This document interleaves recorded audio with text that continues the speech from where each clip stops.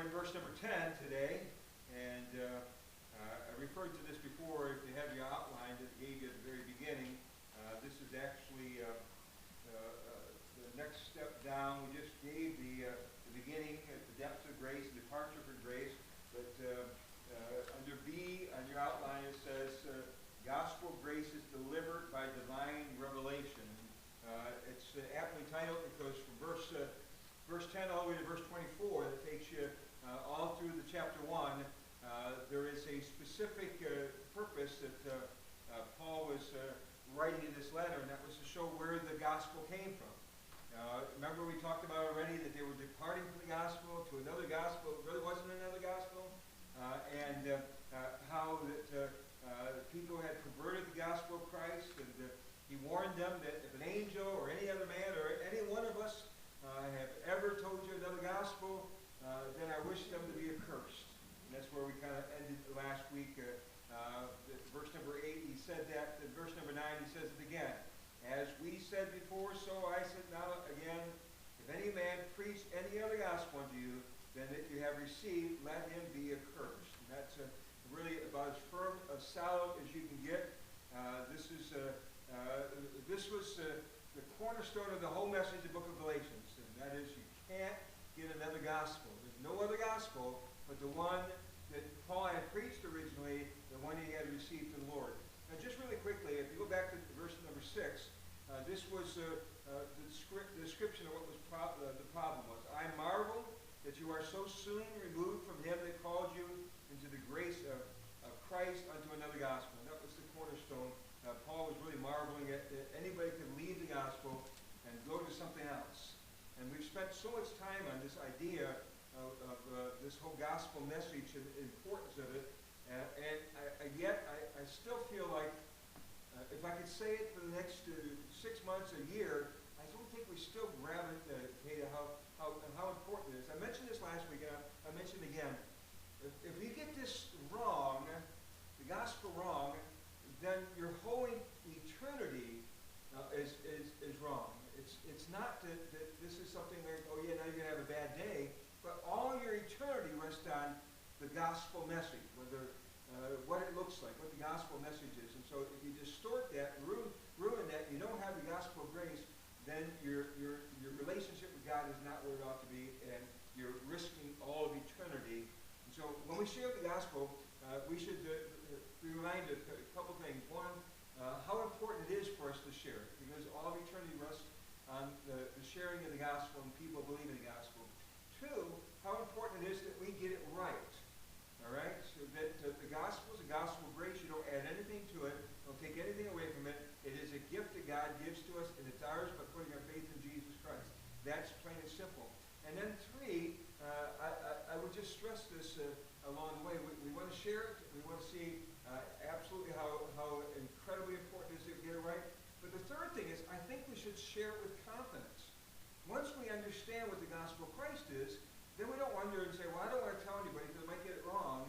No, you know what it is. Now tell people. Don't be worried about getting it wrong, because the gospel is so simple. It's the simplicity of the gospel that scares people. What terrifies people is that there has to be more to it than putting your faith in Jesus.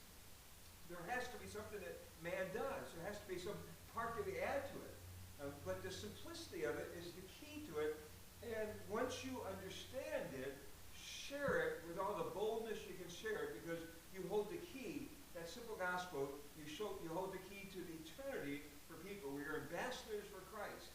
And we're beseeching people in the place of Jesus. We're beseeching them to be reconciled to God, to come and have a relationship with God. That's our job.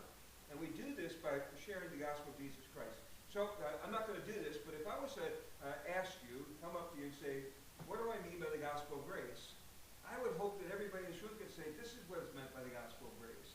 And then they could say it very simply. It's God doing everything and we receiving everything. It's a gift. It's God's gift to us. And we, by putting our faith in the finished work of Jesus, we receive the gift of salvation. It's as simple as that. So now we go to verse number 10.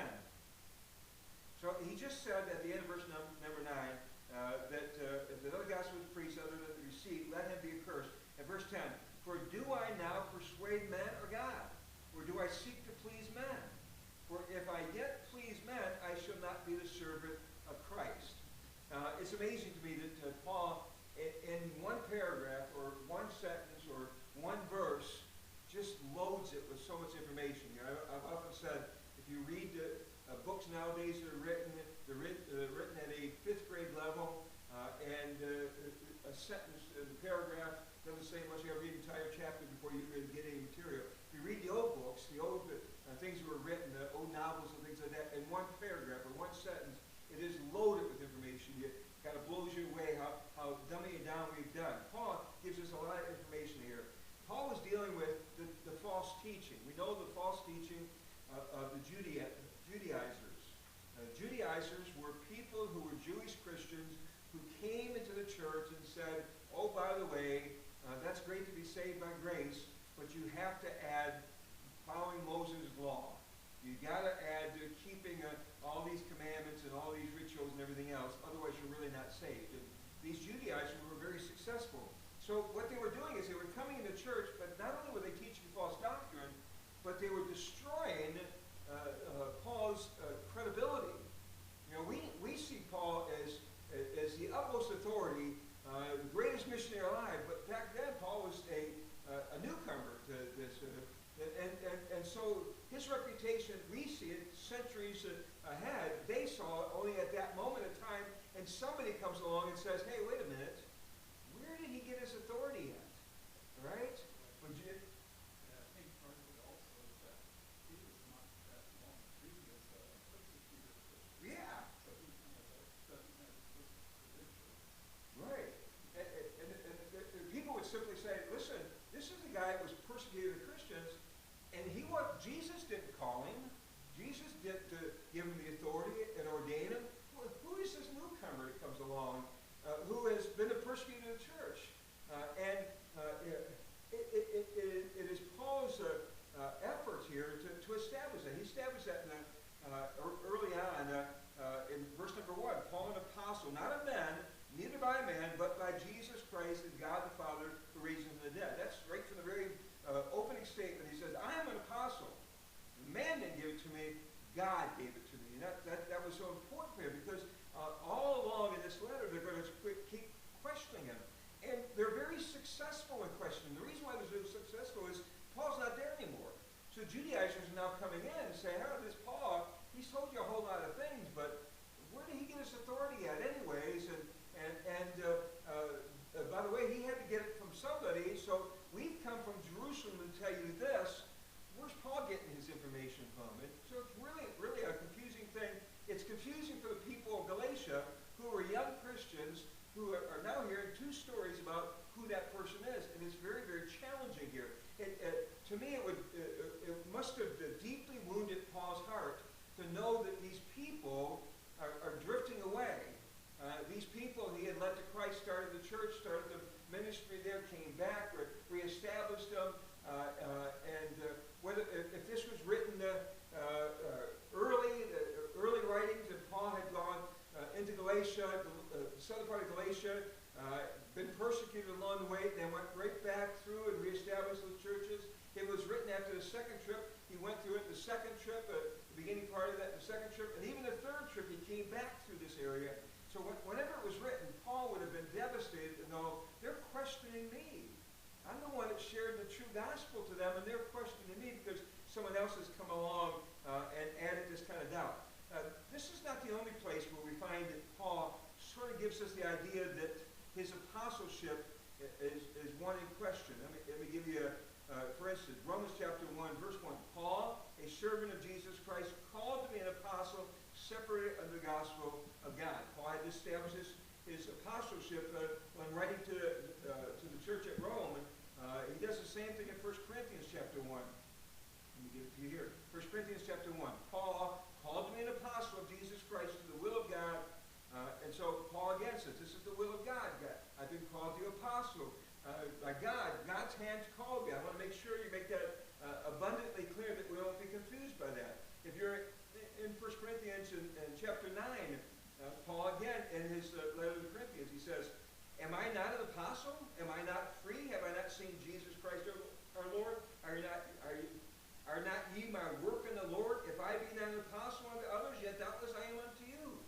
seal of my apostleship are you in the Lord. Paul says, am I not apostle? If I'm not apostle, there's nobody apostle. Because you're the seal, you're the proof that I was apostle. Your salvation shows that I was an apostle. So you can go through letter after letter after letter where Paul is standing up the same thing. I'll give you another one here. In 2 Corinthians chapter 1, verse number 1, Paul, once again, starts a letter. Paul, an apostle of Jesus Christ, by the will of God. All right, once again, I am the apostle of Jesus Christ by God's will. Don't miss that. I'm speaking to, and I'm doing this by the will of God. Not because I've chosen to do this, not because I made this decision. So when they question his message, they question his apostleship, and Paul has got to say, wait a minute, if anyone's apostle, I am. You got saved. I shared the gospel. Your salvation is built on this very, very fact here. We could go a couple more. 1 Timothy chapter 1, verse 1 says that. 1 Timothy chapter 2, verse 7 says that. And so Paul understands his apostle. His apostleship was one out of time. What I mean by that, he wasn't apostle during the life of Jesus, the earthly ministry of Jesus. So he becomes an apostle later on, so people are questioning that continually about it. And Paul will say about being an apostle, Paul would say, well, of all the apostles, I'm the least among the apostles. He says this in 1 Corinthians chapter 15, verse 9.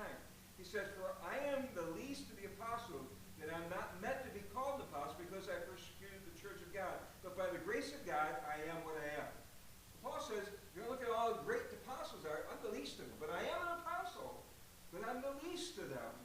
Because I used to persecute the church. But by the grace of God, I am what I am. That's the first part of that verse, and I always love that. By the grace of God, I am what I am. That's it. It's not by anything else. Paul's taking credit for nothing at all, but by the grace of God. But while you think about that, where Paul says, I'm the least among the apostles, if you go to 2 Corinthians chapter 12, and verse 11, Paul says the opposite thing. He says, I am become a fool in glorying. You have compelled me, for I ought to have been commended of you. For in nothing am I behind the very chiefest apostles, though I be nothing. So Paul says, I'm the least of the apostles, but I'm not behind any of the apostles. Even though I'm nothing. In other words, even though I'm not anything of my own. So he says, I'm the least, but I'm not behind any of them. All right? I think that's a great statement. Paul understood where he fit in there. He wanted to make sure everybody knew that he was an apostle, even if you didn't see him as an apostle. You and I don't have this argument. You and I don't have to worry about this because we see Paul in his grandeur. I said, centuries and centuries have passed, and we look back, we have the whole history, where Paul stands, we see him as the greatest missionary that ever existed, one of the great men of God here, and yet they were questioning him. And one of the reasons why they were questioning him is because Paul was going into the areas and saying, listen, you can have a right relationship with God, you don't have to keep all those laws. And this is hard for some people to talk about. If you're looking at the book of Corinthians, they talk about the weak Christians and the strong Christians. If you read Romans does the same thing. Weak Christians and the strong Christians. One group can eat meat, the other group can't eat meat. Or won't eat meat. And you say, well, which one's the strong one? And which one's the weak one? Surely the strong Christians are the ones that are able to say, well, we're not going to eat any meat offered to idols. Those are strong ones. It's just the opposite. The strong ones were the ones that understood their liberty in Jesus.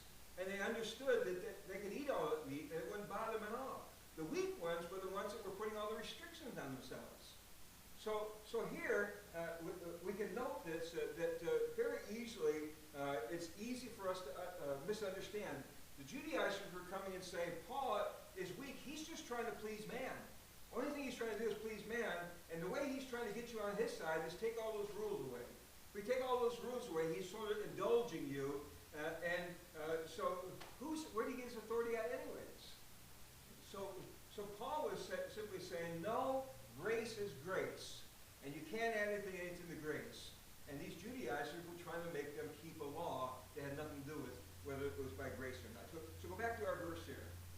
For do I now persuade men or God? Or do I seek to please men? For if I yet please men, I should not be the servant of Christ. It's a great statement. seeking to persuade men or God? And the word persuade means to make a friend of or to seek a favor of. So, do I now seek the favor of man or God? Or do I seek to please men? It's a great statement, and there's an added portion in this. Because he uses the word now. He says here, for do I now persuade men or God? So he could be referring to a couple of things. He could be saying, now, at this point in my life, am I out to please God or man? As if to say, in my past I might have been seeking to please man, but now I'm just pleasing God. That's my only goal here. And he does it even further in this verse. For if I yet please men. I went back and looked at that and see if I wrote it down. The New American Standard says, if I were still trying to please men. So Paul was saying, at one point in my life, I was trying to please man. But I'm not now. The fact is, the verse before he said, here's how much I try to please man. I wish them accursed if they preached any other gospel. That's not trying to please men. I'm not broadening the area and saying, hey, you can preach anything you want, and I'll accept it. He said, I'm telling you, at one time I may have been seeking to please man, but now I'm not seeking to please man. It's God I'm seeking to please from. That I think it's a very clear statement. Compromising this may bring more people in under the church of Paul, but it will not be bringing them to the gospel of Jesus Christ. And this is what we see a lot of times. There are oftentimes preachers who want to compromise the message to fill the pews. If we can make it a simpler message, if we can make it more acceptable, and then we can fill the pews up. And so we begin to compromise the truth in order to get people to fill the pews up. And we got to be very careful about that. Paul says, I don't care if I please man at all. My job, my duty is not to compromise, but to please God at the same time. So man-pleasing is a really big problem. And I say it's bigger a problem than you and I think it is. Because oftentimes the reason why we don't share the gospel is because we're worried about offending man. So virtually what we're saying is, I'd rather please man than please God. It's a challenge. It's really challenging in life. We wouldn't say, well, I'm a man pleaser.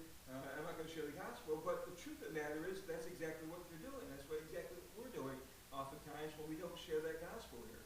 And really, Paul is saying, in this whole idea about Christianity, there's no room for man-pleasing whatsoever. There's no room for this. In fact, he'll tell you that if I'm a man-pleaser, then I can't be a God-pleaser. If my goal is to be a God-pleaser, then man-pleasing can't be. That's what he says at the end of the verse. For if I yet please men, I should not be a servant of Christ. I wouldn't be the bond servant of Christ if my goal was to please man. Because I have one master, and my goal is to please that master.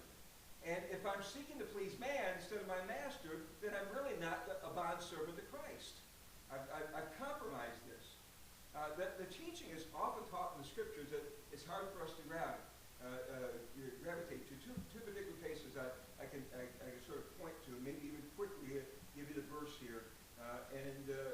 One is in James chapter 4. He says, you adulterers and adulteresses, know ye not that the friendship of the world is enmity with God? Whosoever therefore will be a friend of the world is an enemy of God. That's a hard statement here. But what he's simply saying is you got to make a choice. Is God ruling your life or the world ruling your life? Are they telling you what to do, or is God telling you what to do? And of course the other one is from 1 John chapter 2. Love not the world, neither the things that are in the world. If any man love the world, the love of the Father is not in him. It's a great statement again. You can't love the world and love God at the same time. So Paul is simply making a statement that based on that principle, if I'm seeking to please man, then I can't be pleasing God. And I am a bondservant to God. And that's a great statement that all of us have to grab a hold of here. Maybe it's not easy for us to grab a hold of that and apply it in our life, but it's very, very important that we do here. Now, this whole idea about pleasing God as versus pleasing man, probably the best verse that comes to my mind in dealing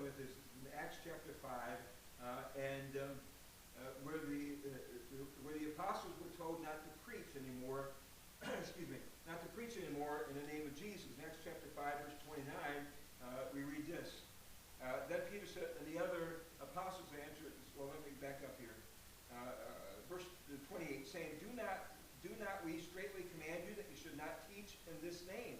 And behold, you have filled Jerusalem with your doctrine, and intended to bring this man's blood upon us. Then Peter and the other apostles answered and said, we ought to obey God rather than men. Now, he didn't say, maybe we can work out a compromise.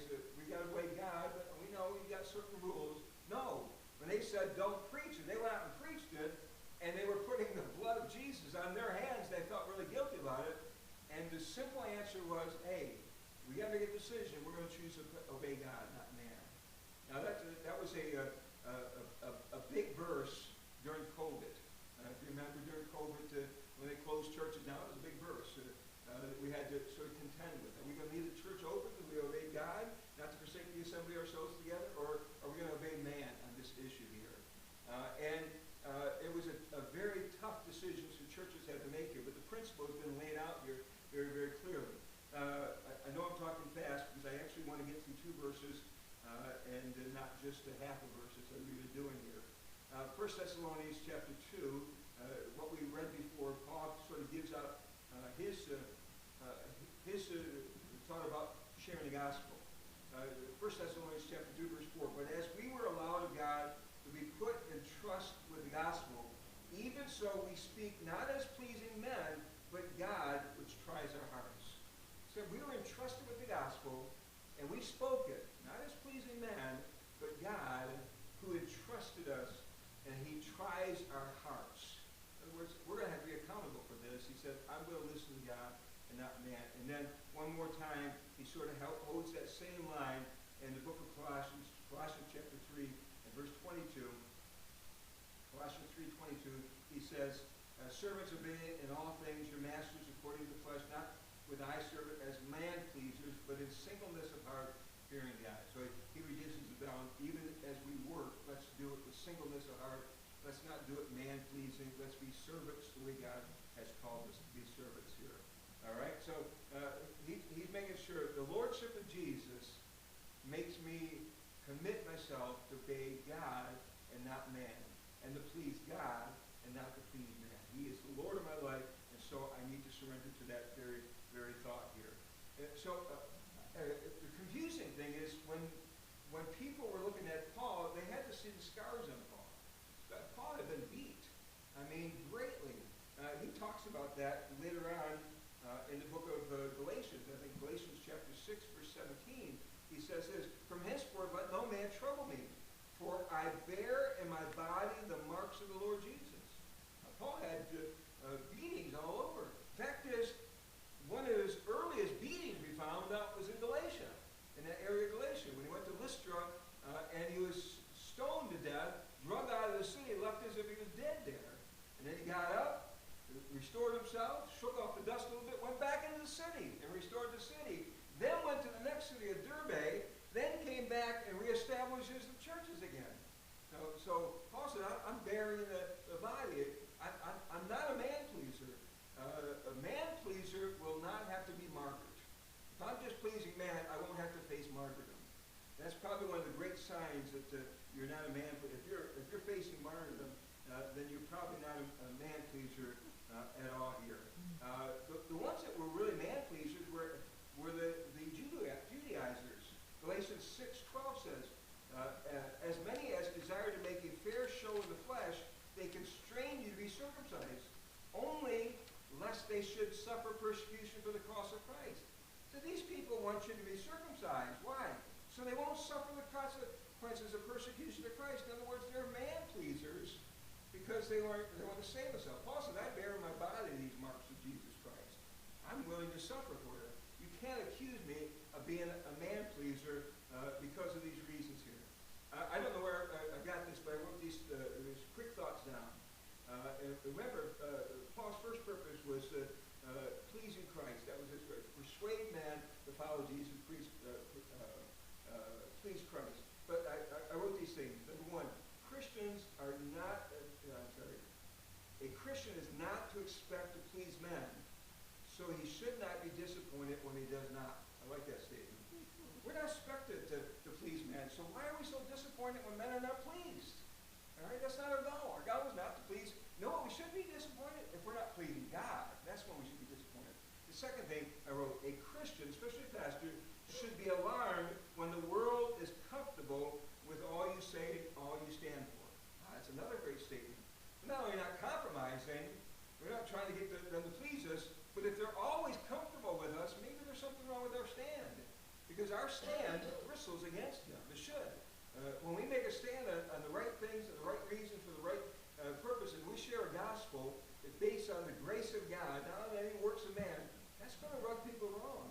So not only do we should not be surprised if people are upset with us, we should be surprised if people find us, our message and our everything we do to fit perfectly with their life. You know, I've often said that most Christians are trying to see how close they can get to the world and still be a Christian. In other words, can I still be a Christian if and then they'll fill in the blank here. Or is God still happy if I can do this? What they say is, how close can I become to the world and still be right with God? And instead what we should be saying, how far away can we get, be where God wants to be? We don't want to be conformed to the world, but be transformed to the renewing of our mind here. And the third one is, when one of the differences between Christians and the world is that the world's aim is to please man. The difference between us and the world is the world's goal is to please man, our goal is not. In fact is, we should not be surprised that the world is going a different direction, and our goal is not to please man. Now, I will tell you this. The first verse that came to my mind when I wrote this, read this whole section here, and I'm spending a lot of time, verse 10, about pleasing man, is that 1 Corinthians chapter 9, I believe it is, and I'll read it for you, and you'll see exactly what I'm talking about here. For though I be free from all men, yet have I made myself servant unto all, that I might gain the more. And unto the Jew I became as a Jew, that I might gain the Jews. To them that are under the law, as under the law, that I might gain them that are under the law. To them that are without the law, as without law, being not without law to God, but under the law of Christ, that I might gain them that are without the law. To the weak became I as weak, that I might gain the weak. I have made all things to all men, that I might by all means save some. You say, well, that's compromise, isn't it? No, they're not compromising. They're coming in so that they can identify with these people. You're with the law. Okay, I was with the law too. I can share it with you what it means. You don't have the law. I've lived without the law too. I want to share with you what it means. You know, you're free. I'm free. You're a servant. I've been a servant. I want to share with you. It's all about presenting the gospel, not compromising the truth, but presenting the gospel to people where they're at and where they are in their lives. And then the last thing I wrote, our aims, our goals, our standards, our purposes, our feelings must be unlike the world. Don't try to fit in with the world. That's the key in that verse number 10. So go back to our passage here, and as we leave a full verse we actually covered here, I would just offer you, is there anything you would say of this? For do I now persuade men or God? Or do I seek to please men? For if I yet please men, I should not be the servant of Christ. Anybody want to add anything, say anything, statement about that verse? I mainly take a break because I'm losing my voice and I want you to get ready. Yes? Well, you referenced Colossians 3:22. I just read 3:23. And that really sums it up. It says, "And whatever you do, do it heartily as to the Lord and not to man." Amen. I should have written that one too. That ties in right perfectly with that. Unto the Lord and not unto men. All right. So Paul, I guess the whole apostle thing is, and the whole gospel thing is what he wants to defend. If you don't mess up this gospel, don't think it came from me. I want you to know it came from God. And I'm not about the business of compromising this gospel. If you've heard anything from me, or from any of us, or from an angel, from anybody else that ever said anything about this, I want you to know. And you think I'm man-pleasing because I'm taking the law out of this? You're wrong. I'm just living by the grace that God gave us. Verse 11 and 12 sort of adds to this. If you give me 5 more minutes, and we'll get right out of time. All right? 11 and 12. But I certify you, brethren, that the gospel which was preached to me is not after man. Again, that's a great statement. For I neither received it of man, neither was I taught it by the revelation. Neither was I taught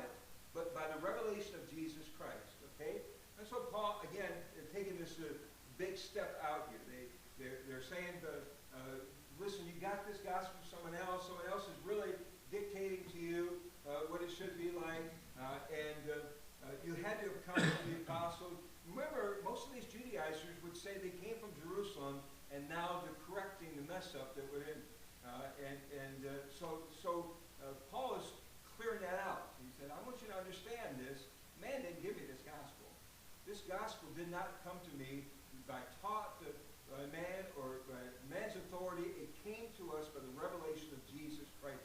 That's where it came to us from. And that's why this growth to Gnosticism, right? That's Right. what happened. Yeah, we'll get to it in a second here, but that's exactly where it came from. But the wording is great. But I certify you. That's the King James Version. The word means revealed. But let me give you some other translation.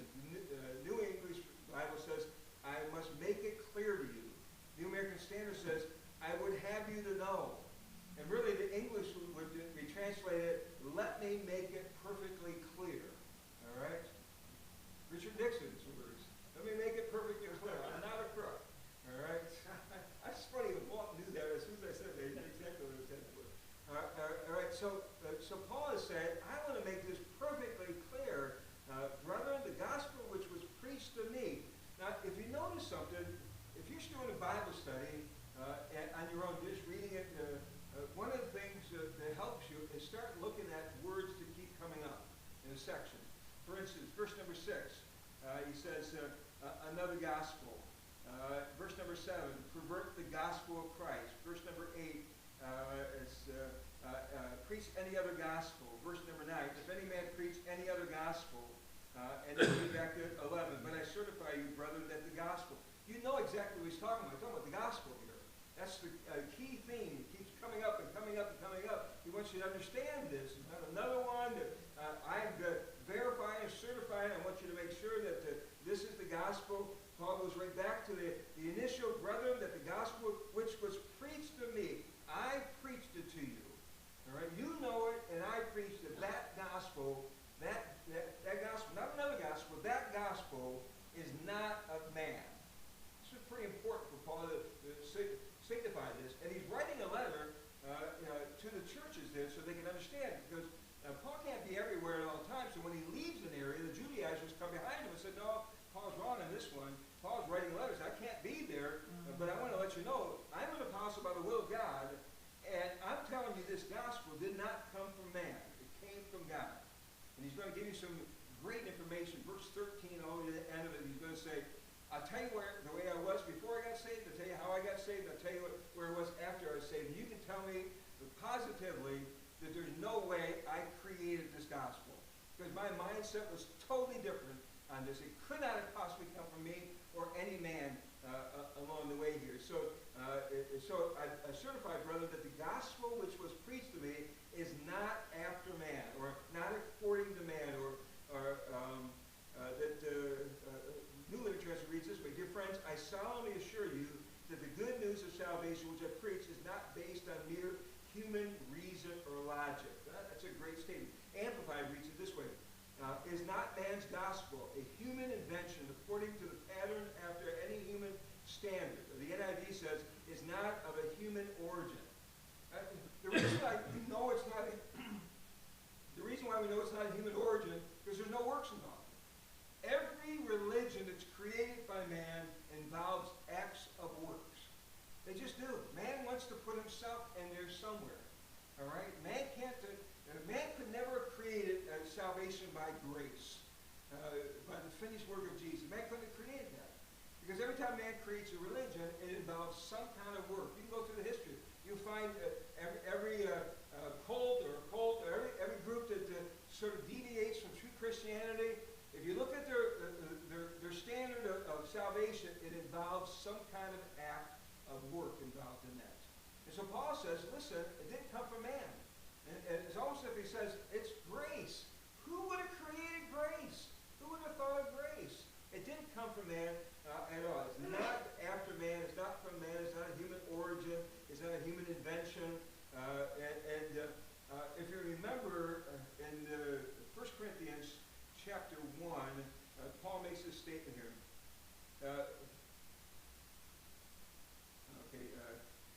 For the preaching of the cross is to them that perish foolishness, but unto us which are saved it's the power of God. For it is written, I will destroy the wisdom of the wise, and I will bring to nothing the understanding of the prudent. Where is the wise? Where is the scribe? Where is the disputer of this world? Hath not God made foolish the wisdom of the world? For after that, in the wisdom of God, the world by wisdom knew not God.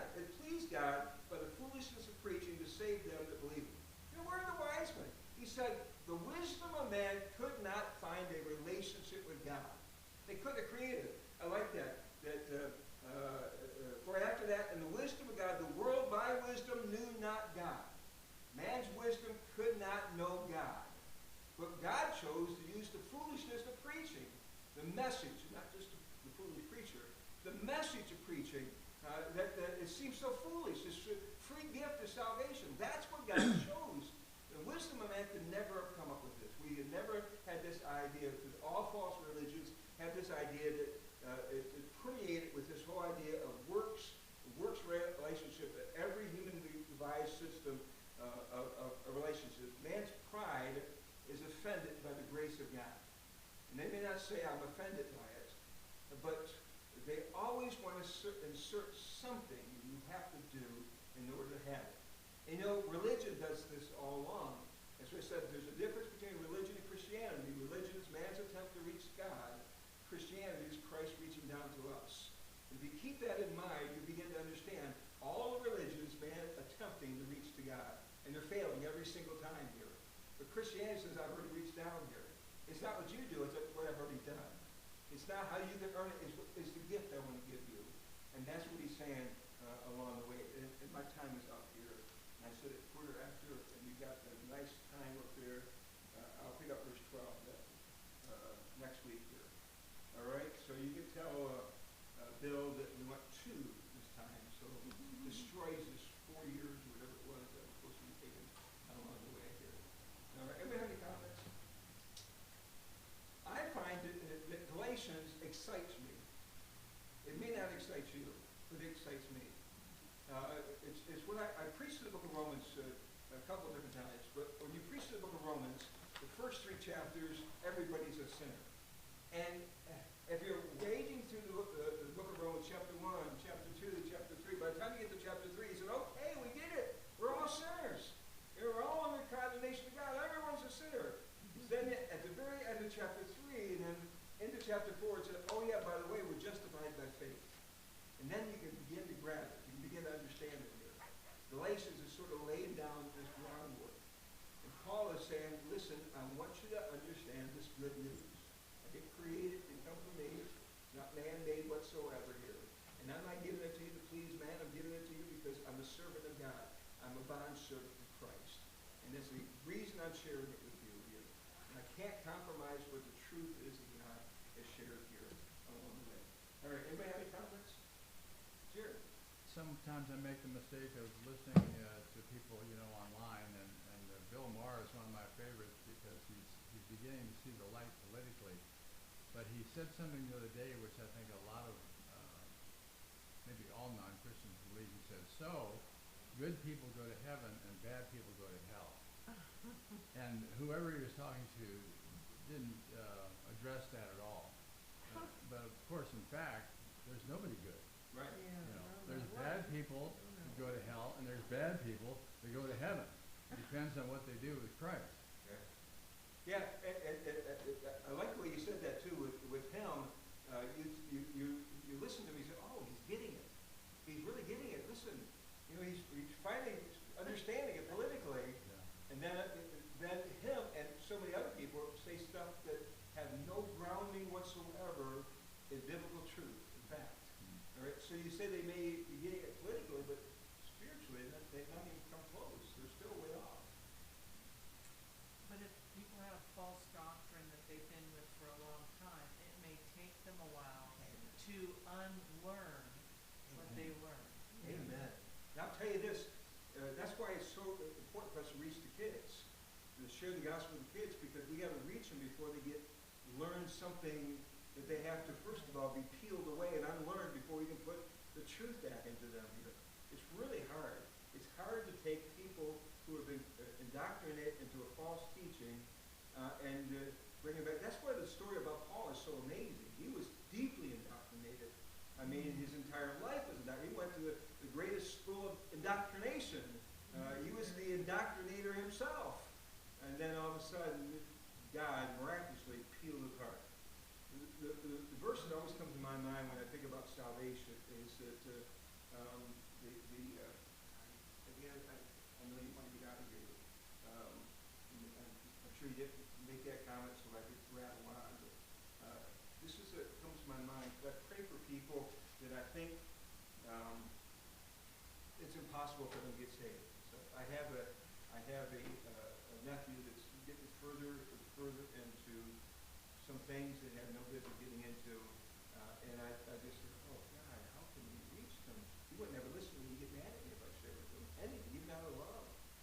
And this verse always comes to my mind here. He's talking about the rich man getting saved, and when his disciples heard it, they were exceedingly amazed, said, who then can be saved? And then he said, how hard is it for a rich man to get saved? But Jesus beheld them and said unto them, with men this is impossible, with God all things are possible. And that's in the very context of salvation. If it's hard for a rich man to get saved, and man says, it seems impossible, I'll never get him, we'll pry him away from that money. God says, oh, wait a minute, with man it's impossible, but with God all things are possible. All right, so you've got somebody on your list that these are people that could get saved, these people that will never get saved, put them back on that could get saved list, because Jesus said, with him all things are possible here. And that's the only verse that I claim with my nephew. That's what happened to me too. I was Catholic till I was 25. And then they think I thought I was going to hell. When I quit, they said you're going to go to hell if you quit. And you get born again, you know. Yeah. So far you're doing pretty good, Mark. Came into the world backwards, though. Yeah, but for molded over. Sorry. All right. We appreciate that. All right, let's close with a word of prayer here. Thank you so much. Jerry, would you close in a word of prayer, please? Lord, we are beyond grateful that we're saved by your grace and not by anything that we do. And I'm just thankful for that. Thank you for Pastor Bob making that so clear, and to the Apostle Paul making that clear. We're just, when it comes to the hard things of this life, Lord, we just need to lean back against you. And thank you for your grace and your goodness to us.